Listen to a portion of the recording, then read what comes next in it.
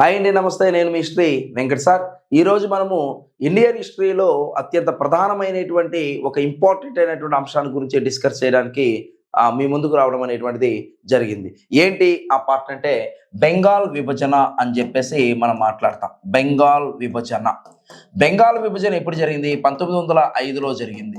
ఈ బెంగాల్ విభజన ఎందుకు చేశారు? బెంగాల్ను విభజించడానికి ప్రధానమైన కారణం ఏంటి?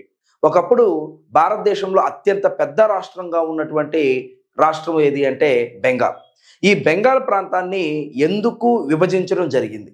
చాలా పుస్తకాలలో కానీ, అదేవిధంగా కొంతమంది వ్యక్తులు చెప్పేటువంటి అంశం ఏంటి అంటే బెంగాల్ను ఈ జాతీయ భావాలు అంటే జాతీయవాదుల యొక్క ప్రభావాన్ని తగ్గించడానికి బెంగాల్ ప్రాంతాన్ని తూర్పు బెంగాల్గా, పశ్చిమ బెంగాల్గా విభజించడం జరిగింది.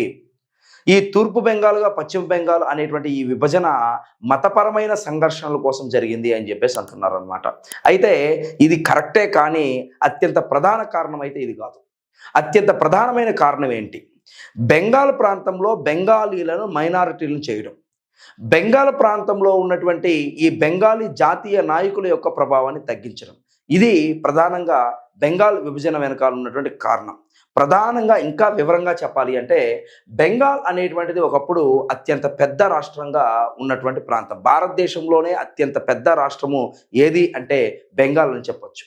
ఈ బెంగాల్లో అప్పుడు ఉన్నటువంటి బంగ్లాదేశు, అదేవిధంగా ఈ ఇప్పుడున్నటువంటి పశ్చిమ బెంగాలు, అదేవిధంగా ఇప్పుడున్నటువంటి బీహార్, ఒరిస్సా ప్రాంతాలు కూడా భాగంగా ఉండేవి.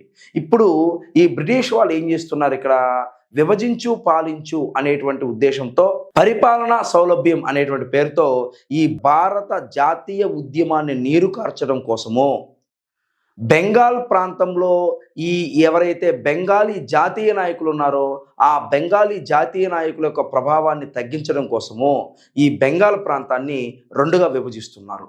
ఏ విధంగా విభజిస్తున్నారు? మీ అందరికి తెలిసినటువంటి అంశమే. పశ్చిమ బెంగాల్ అని చెప్పేసి ఒక పార్ట్గా, అదేవిధంగా తూర్పు బెంగాల్ అనేసి ఒక పార్ట్గా. ఆ రోజుల్లో దాదాపుగా తూర్పు బెంగాల్లో 3 కోట్ల జనాభా ఉండేది. అదే పశ్చిమ బెంగాల్లో 5 కోట్ల జనాభా ఉండేది. పశ్చిమ బెంగాల్లో 5 కోట్ల జనాభా, అదేవిధంగా తూర్పు బెంగాల్లో 3 కోట్ల జనాభా అనేటువంటిది ఆ రోజుల్లో ఉండేది. అయితే ఈ పశ్చిమ బెంగాల్ కిందకు ఏ ప్రాంతాలను తీసుకొచ్చారు విభజించడంలో భాగంగా బ్రిటిష్ వారు అంటే కలకత్తాతో కూడినటువంటి కొన్ని ప్రాంతాలు, అదేవిధంగా మనకు బీహార్ అనేటువంటి ప్రాంతము, అదేవిధంగా మనకు ఒరిస్సా అనే ప్రాంతాన్ని తీసుకురావడం అనేటువంటి జరిగింది. అదే ఈ తూర్పు బెంగాల్ అనేటువంటి ప్రాంతంలో ఏంటిని తీసుకొచ్చారు ఇక్కడ అంటే మనకు ఢాకా అనేటువంటి ప్రాంతము, అదేవిధంగా మనం చూసినట్లయితే చిట్టాగాంగ్ అనేటువంటి ప్రాంతము, అదేవిధంగా మనం చూసినట్లయితే అస్సాంతో కూడినటువంటి ప్రాంతం. దీన్ని తూర్పు బెంగాల్గా, దీన్ని పశ్చిమ బెంగాల్గా తీసుకొచ్చారు. అంటే దీని వెనకాల ఉన్నటువంటి ప్రధాన కారణం ఏంటి? మనం ఇప్పుడే చెప్తూ ఉన్నాం, బెంగాలీలను మైనారిటీలను చేయడం. అంటే ఇప్పుడు ఎగ్జాంపుల్ ఇక్కడ చూస్తే ప్రధానమైనటువంటి భాష ఏంటి? మామూలుగా తూర్పు బెంగాల్లో బెంగాలీ మాట్లాడతారు. అదేవిధంగా పశ్చిమ బెంగాల్లో ఉన్నటువంటి భాష ఏంటి? బెంగాలీ మాట్లాడతారు. ఇప్పుడు ఏం చేస్తున్నారు? బెంగాలీ ప్రజలను రెండుగా డివైడ్ చేశారు. ఇప్పుడు బెంగాలీ ప్రజలు ఇక్కడ రెండుగా డివైడ్ అయినప్పుడు ఏమైపోయింది? ఇక్కడ బీహార్ అనేటువంటిది, ఒరిస్సా అనేటువంటి ప్రాంతాలు ఉన్నాయి. ఈ బీహార్, ఒరిస్సా ప్రాంతాల్లో ఒరిస్సాలో ఒరియాను, అదేవిధంగా బీహార్లో హిందీ భాష అనేటువంటిది మాట్లాడటం జరుగుతుంది. ఇప్పుడు కలకత్తాలో ఏమైపోయింది ఇక్కడ అంటే ఈ యొక్క బెంగాలీ భాష మాట్లాడేటువంటి ప్రజలు మైనారిటీలుగా మారిపోయారు. అంటే ఇప్పుడు బెంగాలీ జాతీయ నాయకులు కానీ ఈ బెంగాలీలు గాను మైనారిటీలుగా మారిపోయారు.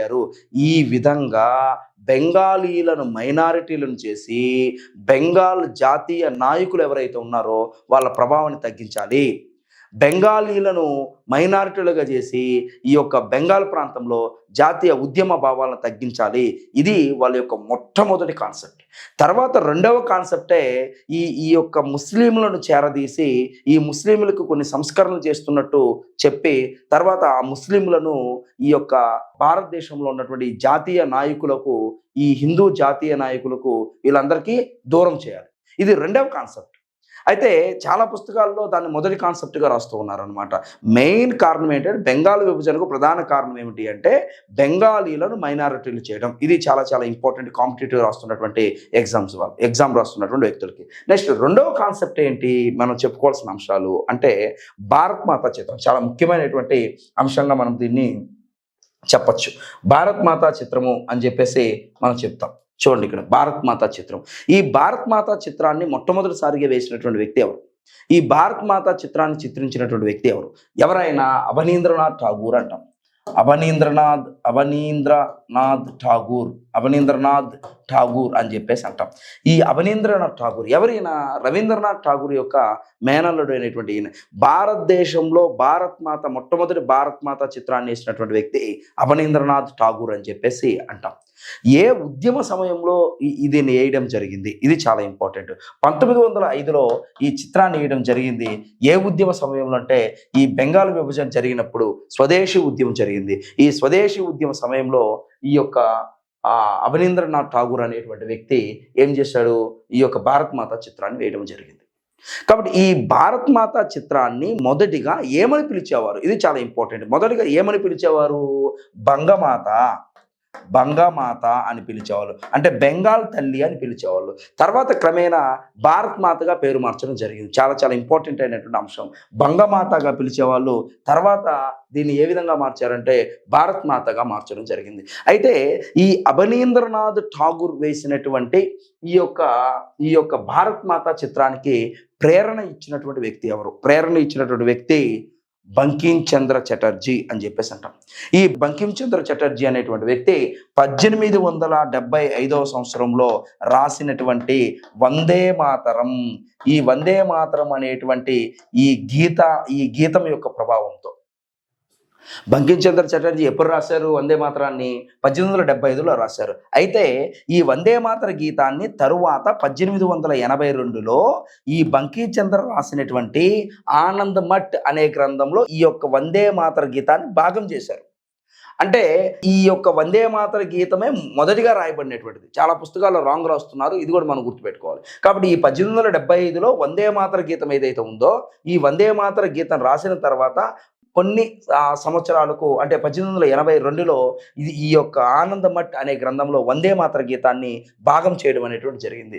ఈ వందే మాతర గీతంలో ఏ విధంగా అయితే ఆయన భారత్ మాతను ప్రస్తావించాడో, ఏ విధంగా అయితే ఈ భూమిని వర్ణించాడో దాన్ని ప్రేరణగా తీసుకొని ఈ అవనీంద్రనాథ్ ఠాగూర్ అనేటువంటి వ్యక్తి ఈ భారత్ మాత చిత్రాన్ని వేయడం జరిగింది. ఈ భారత్ మాత చిత్రము ఎలా ఉంటుంది? చాలా ఇంపార్టెంట్. మొట్టమొదటి చిత్రం భారత్ మాత చిత్రం అని చెప్పేసి అంట. ఈ చిత్రం అనేది ఎలా ఉంటుంది? ఈమె ఒక యోగిని లాగా చిత్రించడం జరిగింది. భారత్ మాతను మొట్టమొదటిసారిగా ఒక యోగిని లాగా చిత్రించడం అనేటువంటిది జరిగింది. ఈమె యొక్క చేతిలో ఒక గుడ్డ ముక్క, తెల్లటి వస్త్రము, అదేవిధంగా ఒక మాల అనేటువంటిది, అదేవిధంగా వరి అనేటువంటిది, అదేవిధంగా ఇక్కడ చూస్తే ఒక తాళపత్ర గ్రంథము అనేటువంటిది, అంటే ఒక పుస్తకం అనేటువంటిది ఉంచడం అనేటువంటిది జరిగింది. కాషాయ వస్త్రాలు అనేటువంటిది ధరించడం అనేటువంటిది జరిగింది. మొత్తం ఎన్ని చేతులు ఉన్నాయి? 4 చేతులు అనేటువంటివి ఉన్నాయి. ఈ విధంగా మనకు బెంగాల్ విభజనలో ఇప్పుడు మనం 2 అంశాలు మాట్లాడుకున్నాం. ఏంటి? బెంగాల్కి సంబంధించిన అంశాలు. బెంగాల్ విభజనకు ప్రధాన కారణం ఏంటి అంటే మత విభజన కంటే కూడా ముందు బెంగాలీని మైనారిటీలు చేయడమే మొట్టమొదటి అంశంగా మనం మాట్లాడుకున్నాం. రెండో అంశం ఏం మాట్లాడుకున్నాము? ఈ బెంగాల్ విభజన తర్వాత వచ్చినటువంటి స్వదేశీ ఉద్యమ సందర్భంలో ఈ అవనీంద్రనాథ్ ఠాగూర్ వేసినటువంటి మొట్టమొదటి భారత మాతా చిత్రం గురించి మాట్లాడుకున్నాం. ఇలాంటి మోర్ అప్డేట్స్ కావాలంటే హిస్టరీ వెంకట్ సార్ ఛానల్ను లైక్ చేయండి, షేర్ చేయండి, సబ్స్క్రైబ్ చేయండి. ఉంటాను. నేను మీ హిస్టరీ వెంకట్ సార్.